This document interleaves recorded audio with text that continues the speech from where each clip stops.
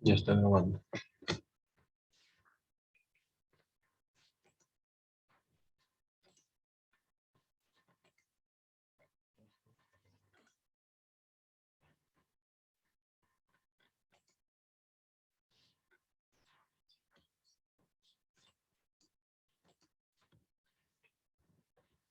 Buenas tardes.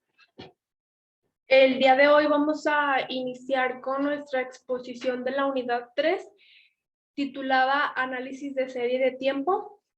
El equipo está conformado por Cornelio Torres de los Santos, Juan Reinaldo Monreal Ortiz y yo, mi nombre es Silvia Eugenia Vidal Domínguez, de la materia de estadística inferencial. Bueno, vamos a empezar con lo que es el análisis de series de tiempo. Es muy importante saber para qué nos sirve el análisis de serie de tiempo. Nos sirve para detectar patrones de cambio en la información estadística en intervalos regulares y nos ayudará a manejar la incertidumbre asociada con los acontecimientos futuros. El análisis de serie de datos está conformado por datos que van surgiendo a través del tiempo, mediante cualquier variable que consiste en los datos reunidos. En el análisis de serie de tiempo, en el subtema 3.1, vamos a ver lo que son los componentes de una serie de tiempo. Los componentes de una serie de tiempo son 4, pero antes les voy a dar lo que es una definición. La tendencia es la competente de largo plazo que constituye la base del crecimiento o declinación de una serie histórica. Las fuerzas básicas que producen o afectan la tendencia de una serie pueden ser los cambios de la población, la inflación, los cambios tecnológicos y el incremento de la productividad. Como ya lo mencionamos, la tendencia es un componente que es de un largo plazo. Aquí podemos ver en nuestra imagen cómo es nuestra tendencia. La tendencia puede ser que va aumentando. Aquí tenemos el ejemplo donde nuestra tendencia va aumentando y en otro caso puede ser la tendencia donde está disminuyendo, que pues es todo lo contrario, donde iría para abajo. Nuestra tendencia va a solir a aumentar o a reducir, a bajar. Número 1, la ciclicidad. ¿Qué es la ciclicidad? La ciclicidad es un conjunto de fluctuaciones en forma de onda o ciclos de más de un tiempo o una duración que puede estar producidos por cambios en las condiciones económicas. En este caso, pues, casi por lo regular, en el análisis de tiempo se suele utilizar en lo que es la economía. Representa las diferencias entre los valores esperados de una variable de tendencia y los valores reales, que es la variación residual que fluctúa alrededor de la tendencia. La ciclicidad es un componente de largo plazo y en nuestra ciclicidad vamos a poder observar que nuestra curva o nuestra línea de tendencia es aquí, bueno, pues aquí está como de un poco de manera de curva.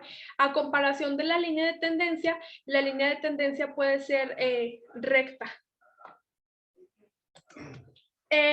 Número 2 es la estacionalidad.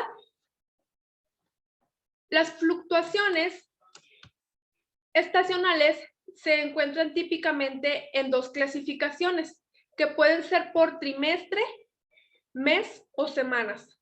Las variaciones estacionales Más que nada se refieren a los patrones de cambio que regularmente recurren a través del tiempo. El movimiento se completa dentro de la duración de un año y se repite así al mismo año, año tras año. Es, por ejemplo, aquí en nuestra imagen nos vamos a fijar que nuestra tendencia aumenta y vuelve a bajar. Y después en otro periodo, otro trimestre, igual vuelve a aumentar y vuelve a bajar. Aumenta, baja, aumenta, baja. Y ahí nos estamos dando cuenta que pues sí,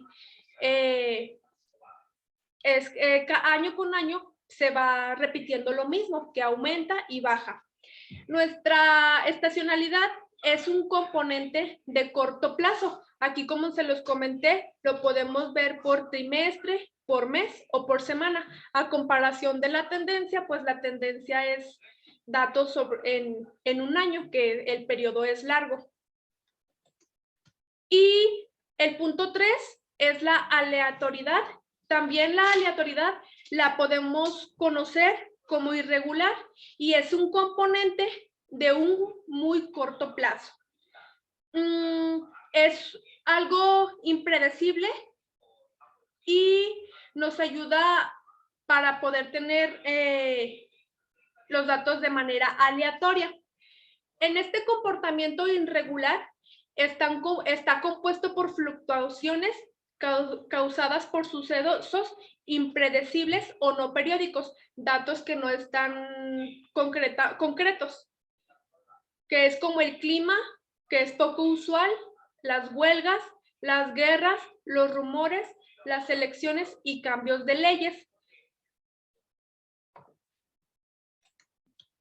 Número 4, la estacionaria es aquella serie de datos cuyas propiedades estadísticas básicas se usan como medida y la variancia permanece constante en el tiempo. Se dice que una serie que no presenta crecimiento o declinación es estacionaria. Es ahí donde todo está de manera que no va a haber un cambio, que todo va a permanecer igual. Entonces, esas serían lo que son los cuatro puntos que vienen en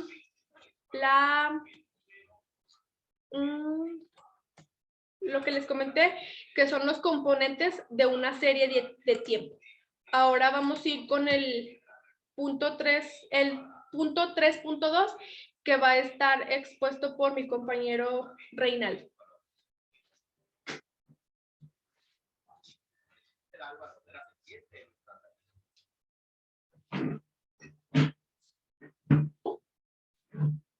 Hola, buenas tardes. Ahora yo les voy a hablar un poquito acerca de del método de mínimos cuadrados.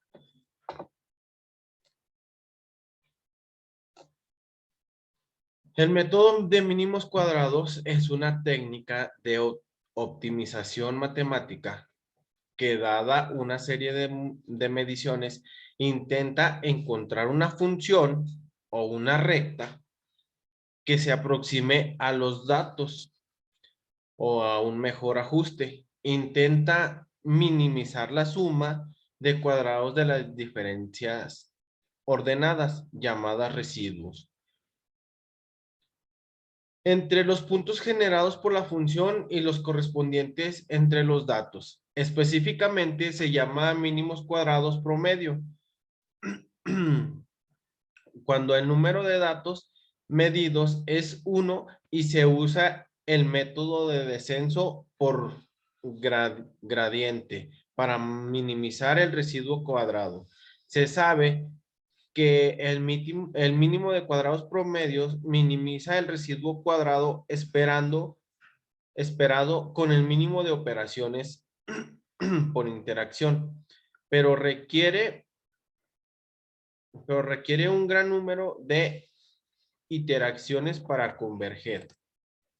Un requisito implícito para que funcione el método de mínimos cuadrados es que los errores de cada medida estén distribuidos de forma aleatoria en el cuadro. El teorema de Gauss prueba que los estimadores mínimos cuadráticos carecen de sesgo y que el muestreo de datos no tienen que ajustarse, por ejemplo, a una distribución normal. También es importante que los datos recogidos estén bien escogidos para que permita la visibilidad de las variables que han de ser resueltas. Para dar más peso a un dato en particular, tenemos que ver los mínimos cuadrados ponderados. La técnica de mínimos cuadrados se usa comúnmente en el ajuste de curvas. Muchos otros problemas de optimización pueden expresarse también en forma de mínimos cuadrados, minimizando la energía o maximizando la entropía. Dada a una serie de datos X y Y, la recta de mejor ajuste a esos datos está dada por Y, que es igual a la pendiente de X, y B, donde la pendiente es igual a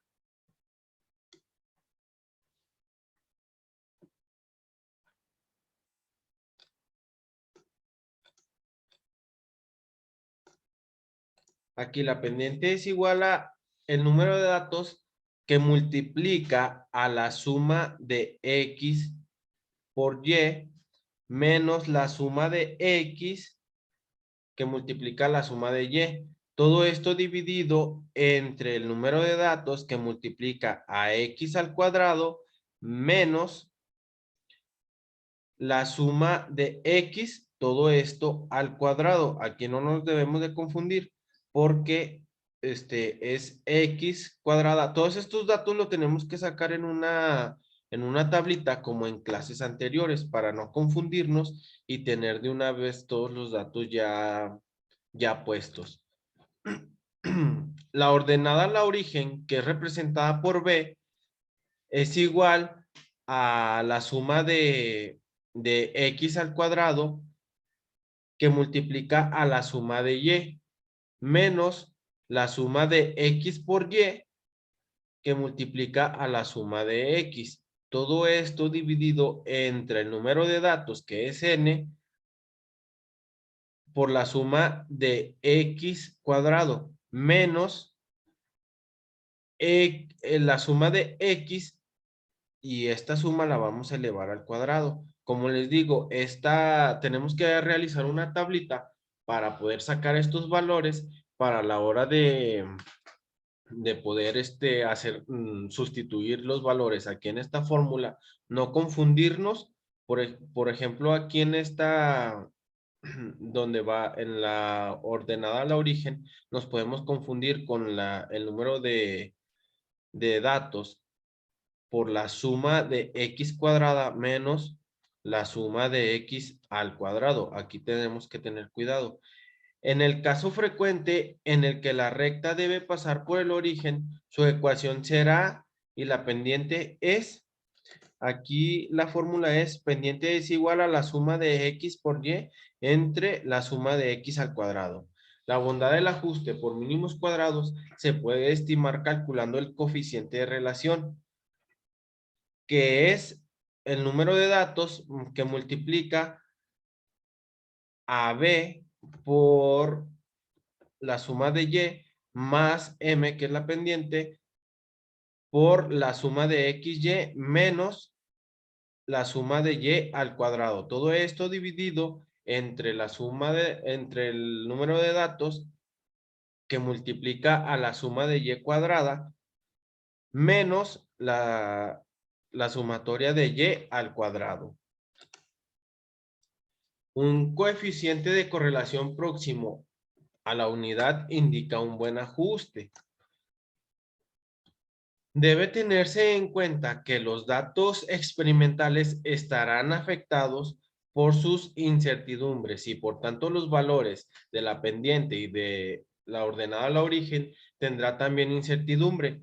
Para determinar de forma sencilla, se supone que los datos en X no tienen incertidumbre y que los datos en Y tienen todos la misma UY.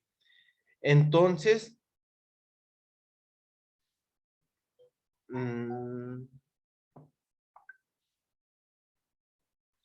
entonces la incertidumbre en la pendiente está dada por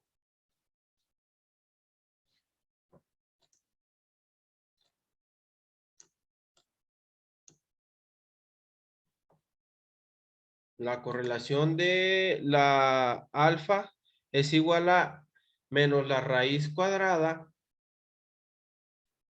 de el número de datos menos 1 por U al cuadrado. Todo esto sobre el número de datos menos 2 por la sumatoria de X menos el promedio de X al cuadrado, donde U es el valor mayor entre UY y OE.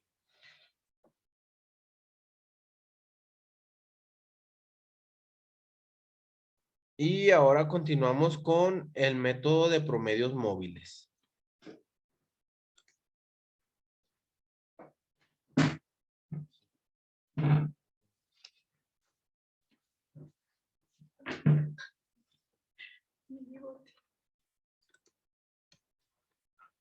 Bueno, el punto 3.3 es métodos de promedios móviles. En el promedio de métodos de promedios móviles nos sirve para pronosticar datos que queremos para el siguiente periodo, datos de un periodo a otro periodo. La suavización no exhibe efectos significativos de tendencia, cíclicos o estacionales. En la suavización nos proporciona un alto nivel de precisión para la pronosticación de corto alcance, como un pronóstico para el siguiente periodo. En la suavización exponencial tienen requisitos de datos mínimos, por lo que es un buen método para usarlo cuando se requieren pronósticos de cantidades grandes en artículos. El método de pronósticos móviles utiliza el promedio de los K valores de los datos más recientes en la serie de tiempo como el pronóstico para el siguiente periodo. Cuando no tenemos el número de valores, lo que podemos hacer es sustituir con el valor antiguo, con el valor anterior de tiempo pasado. Y ya una vez que tenemos el número de valores de las observaciones que hemos hecho, ya en lugar de sustituirlo con los datos anteriores, lo vamos a poder sustituir con los datos que ya tuvimos recientes o donde ya hicimos la observación. La utilización de esta técnica supone que la serie de tiempo es estable. Esto es que los datos que la componen se generan sin variaciones importantes entre un dato y otro. Un error aleatorio que es igual a 0 al cuadrado. Esto es que el comportamiento de los datos, aunque muestren un crecimiento o un decrecimiento, lo haga con una tendencia constante. Cuando se usa el método de promedios móviles, se está suponiendo que todas las observaciones de la serie de tiempo son igualmente importantes para la estimación del parámetro a pronosticar. En este caso, pues, serían los ingresos. De esta manera, se utiliza como pronóstico para el siguiente periodo el promedio de los n valores, que es el número de valores de los datos más recientes de la serie de tiempo. Es lo que ya lo que comentábamos. Cuando no tenemos los datos recientes, podemos utilizar los antiguos, pero ya una vez que se tienen los datos recientes, pues ya ahí es donde se sustituyen para tener los resultados.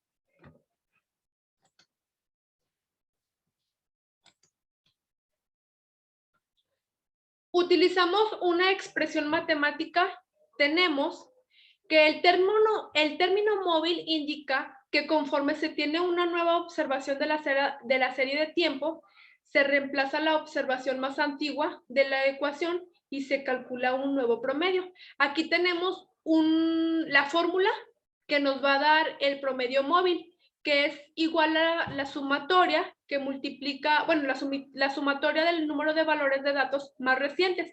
Aquí es donde les comento. Por ejemplo, si no tenemos los valores de datos más recientes, aquí lo podemos sustituir por los datos anteriores, y ya una vez que tenemos los datos recientes, pues aquí ya es donde se van a sustituir. El resultado es que el promedio se moverá. Esto es conforme se tengan nuevos datos y se vayan sustituyendo en la fórmula. El valor del promedio se irá modificando. No existe una regla específica donde nos indique cómo seleccionar la base del promedio móvil, el número de datos. Si la variable que se va a pronosticar no presenta variaciones considerables, esto es, si su comportamiento es relativamente estable en el tiempo. Se recomienda que el valor de número de datos sea grande. Por el contrario, es aconsejable un valor de número de datos que sea pequeño. Si la variable muestra patrones cambiantes en la práctica, los valores de número de datos oscilarán entre de 2 y 10.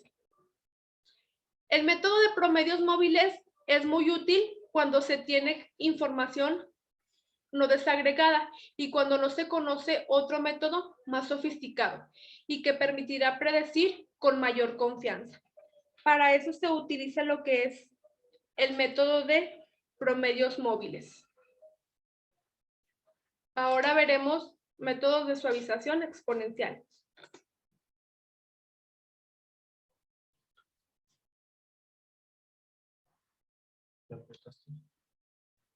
Okay. ¿No? Se para el video. Bueno, vamos a ver los métodos, el punto 3.4, métodos de suavización exponencial. Otro método para realizar un pronóstico es el método de suavización exponencial. A diferencia de los promedios móviles, este método pronostica otorgando una ponderación a los datos dependiendo del paso que tengan dentro del cálculo del pronóstico. Esta ponderación se lleva a cabo a través de otorgarle un valor a la constante de suavización. En este caso está representado por alfa, que puede ser mayor que 0 o menor que 1. Cuando se aproxima al 1, esto quiere decir que nuestros datos están muy inestables. Y cuando se acerca al 0, nuestros datos están estables. Por ejemplo, para nuestro ejemplo utilizamos un valor de alfa o del coeficiente de suavización exponencial que es igual al 0.8, por ser el que mejor se ajusta al pronóstico a los datos reales de este ejercicio. El método de suavización exponencial supone que el proceso es constante, al igual que el método de promedios móviles. Esta técnica está diseñada para atenuar una desventaja del método de promedios móviles, en donde los datos para calcular el promedio tienen la misma ponderación. De manera particular, esta técnica considera que las observaciones recientes tienen más valor, por lo que otorga mayor peso dentro del promedio. La suavización exponencial utiliza un promedio móvil ponderado de los datos históricos de la serie de tiempo como pronósticos. Es un caso especial de promedio móvil en donde se selecciona un solo valor de ponderación. 3. El modelo básico de suavización exponencial se representa a continuación. Aquí tenemos la formulita,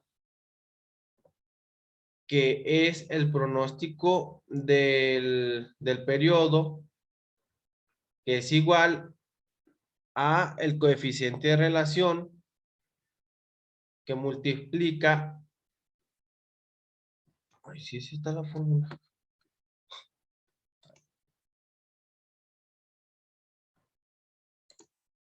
Sí, bueno, aquí tenemos la fórmula y acá tenemos donde ft más 1 es igual al pronóstico de la serie de tiempo para el periodo t más 1. T es igual al valor real del periodo anterior a pronosticar. Ft es igual al valor real del periodo anterior al año a pronosticar. Y alfa es igual a la constante de suavización, que es mayor que 1, no, mayor que 0, perdón, o menor que 1. La utilización de esta ecuación implica algunas especificaciones. El cálculo para el pronóstico del periodo está ligado con los dos periodos anteriores. En otras palabras, el pronóstico de suavización exponencial en determinado periodo es igual al valor real de la serie de tiempo en el periodo anterior, que se representa con la Y, con la Y, T. X, la constante de suavización, que es alfa, más 1, menos la constante de suavización.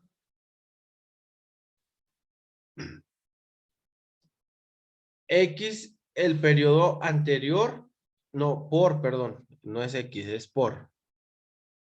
A ver, vamos a decirlo otra vez. En otras palabras, el pronóstico de suavización exponencial en determinado periodo es ft más 1 es igual al valor real de la serie de tiempo en el periodo anterior, que se representa con yt, por la constante de suavización, que es alfa más 1, menos la constante de suavización por el periodo anterior. Y aquí es como se representa la formulita. A pesar de que la suavización exponencial nos da un pronóstico que es un promedio ponderado de todas las operaciones pasadas, no es necesario guardar todos los datos del pasado a fin de calcular el pronóstico para el periodo siguiente.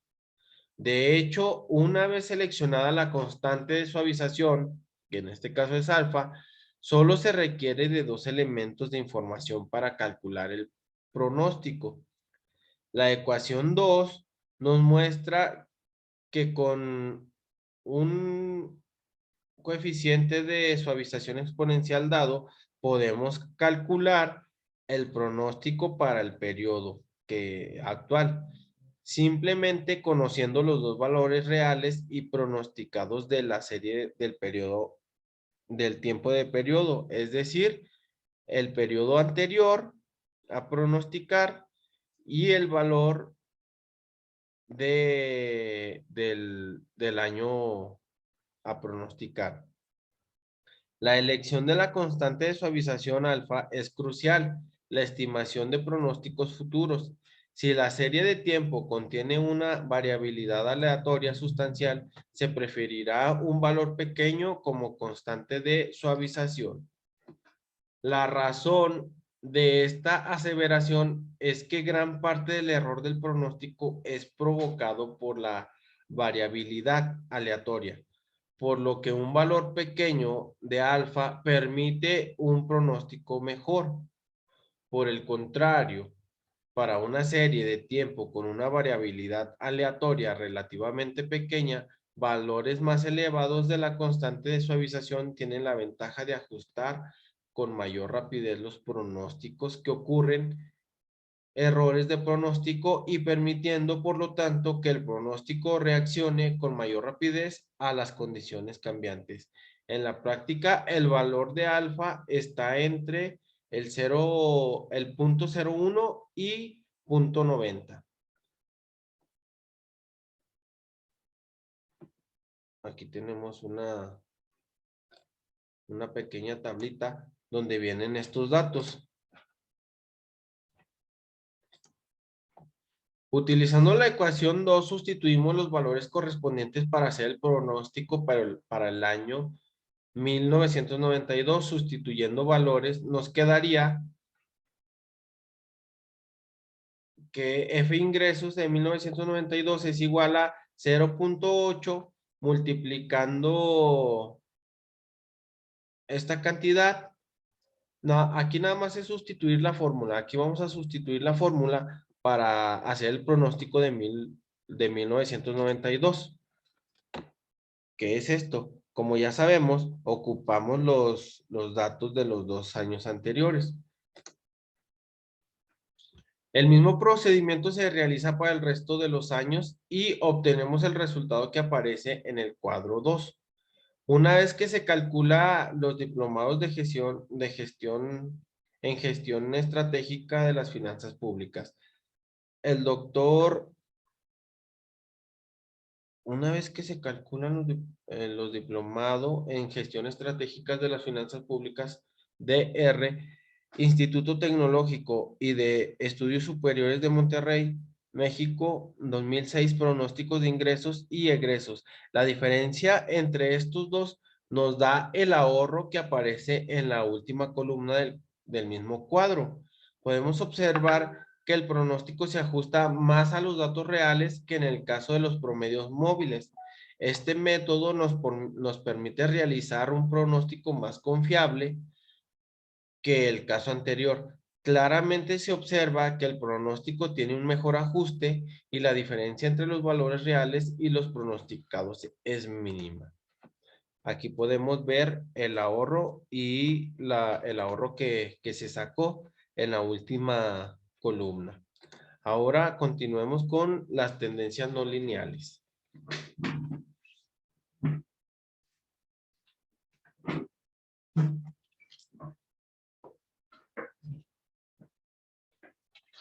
Una tendencia es el movimiento gradual hacia arriba o hacia abajo de los datos del tiempo.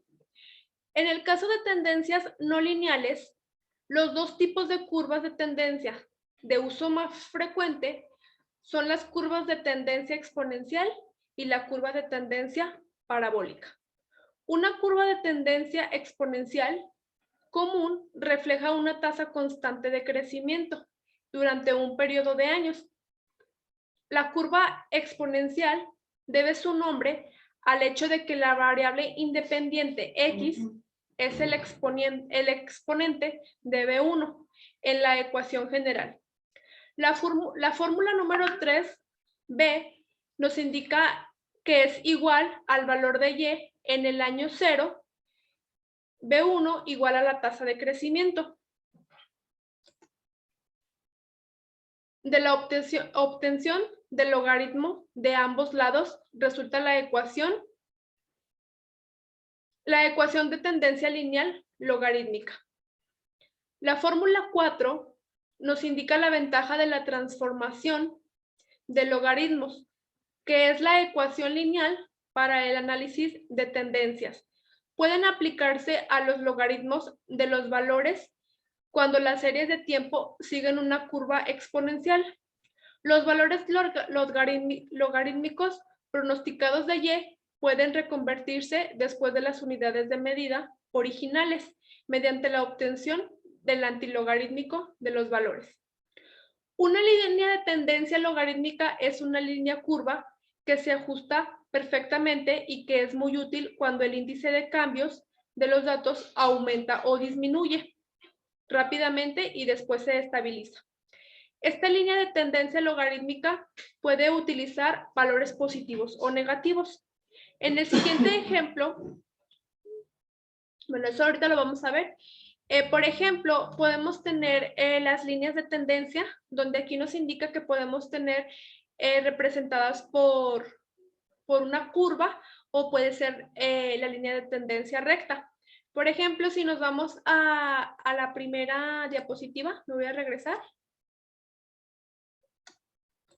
Es así como nos indica una línea de tendencia de manera curva. En esta imagen la estamos viendo que nuestra línea de tendencia está de manera positiva, que está aumentando, va para arriba. Igual podemos ver en el modo contrario lo que es la línea de tendencia que es para abajo y pudiera ser de esta manera. Y ahí es cuando es la línea de tendencia. Igual podemos tener la línea de tendencia que es de manera recta, igual va creciendo, va hacia arriba. En nuestra línea de tendencia podemos tener valores, bueno, que pueden ser representados como puntitos, ya sea en la parte de arriba o en nuestra parte de abajo, o de igual manera los mismos puntitos que van en medio, que van tocando a nuestra línea de tendencia. Y pues eso sería lo de línea de tendencia. Bueno, de nuestras tendencias no lineales. Vamos a seguir con la variación estacional.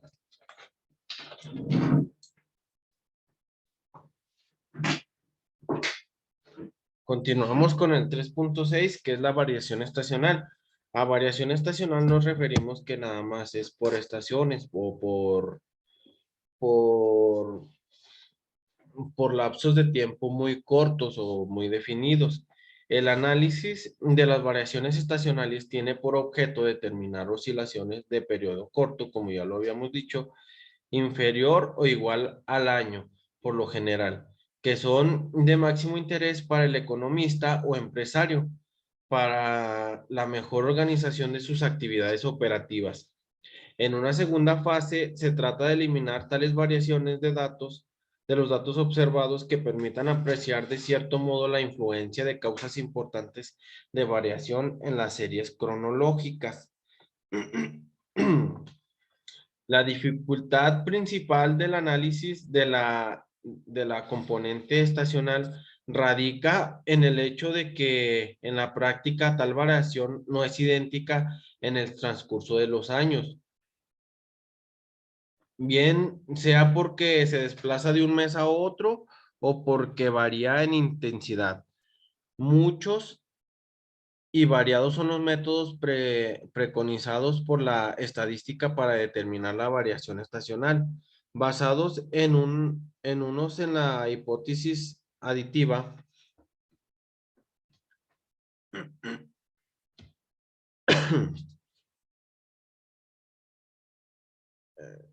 y otros en la multiplicativa.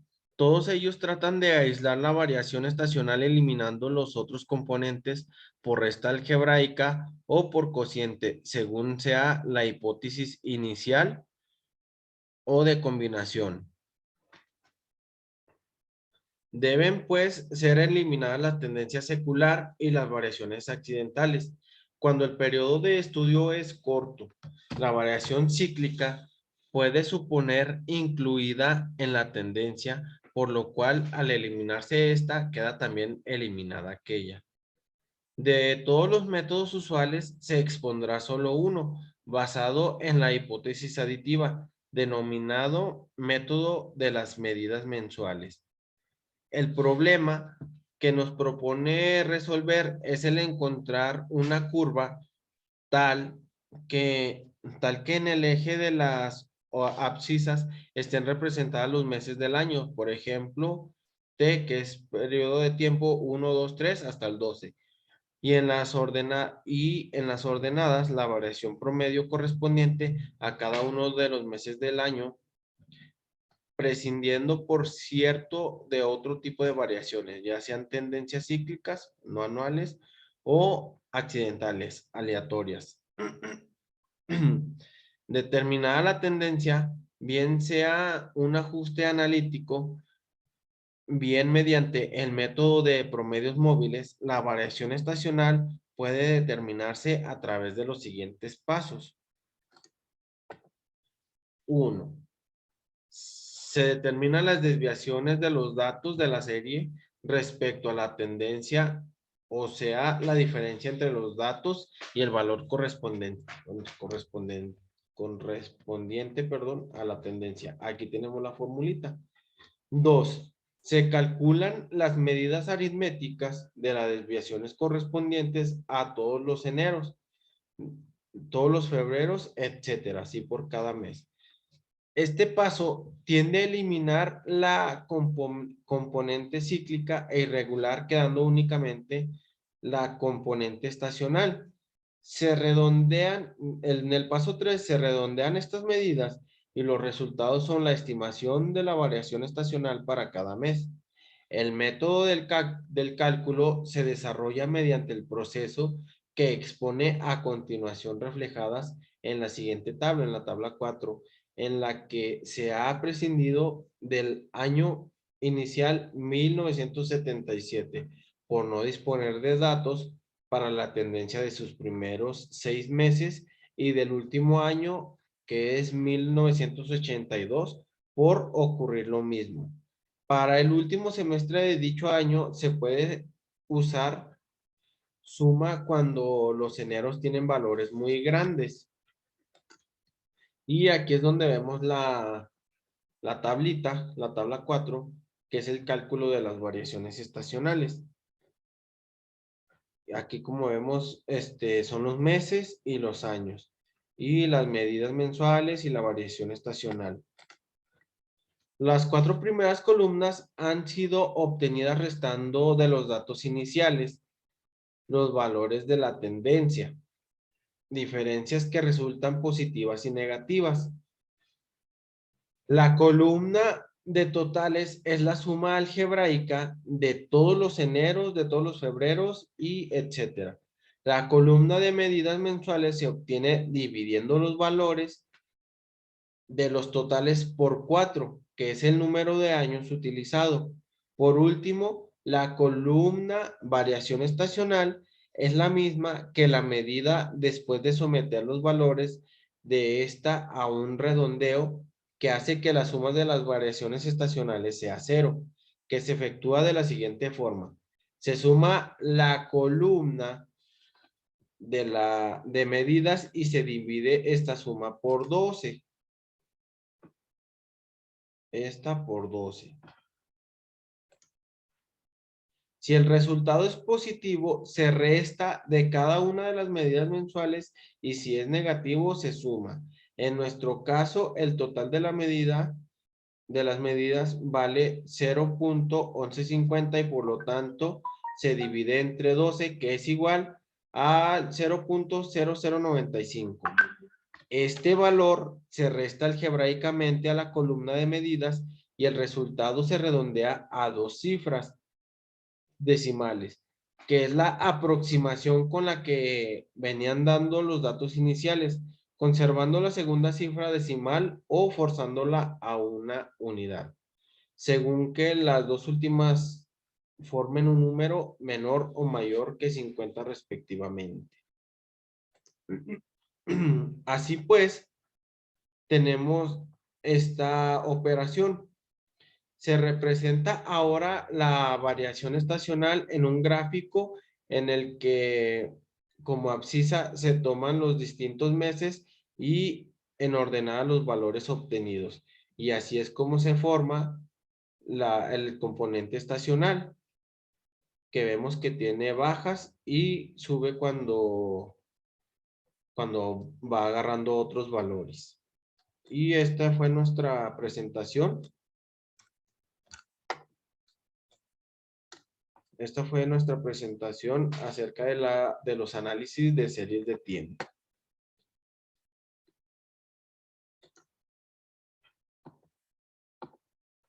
Ya le doy un finalizador.